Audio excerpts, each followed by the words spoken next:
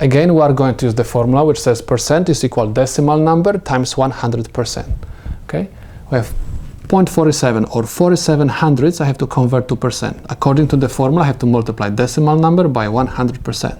Multiply this number by 100%. Remember, anytime we multiply by 100, you have to move decimal point twice to right. So that's why I'm going to move my decimal point 1, 2, twice to right. That's why my answer is going to be equal 47%. Next, I have 1.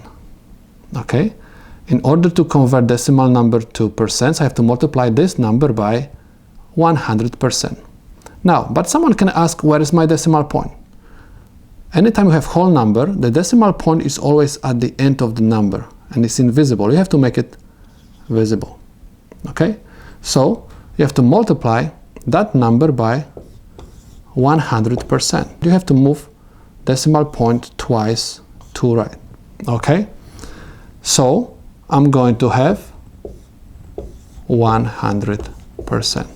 Okay, I moved my decimal point twice and I have to fill up the spaces by zeros. That's why I got 100%. Now let's take a look at another example. I have 2.5. Again, I'm going to apply the same rule and I'm going to multiply this by 100%. Again, I'm going to move my decimal point twice to right. Okay, so I'm going to obtain 250%, 250%.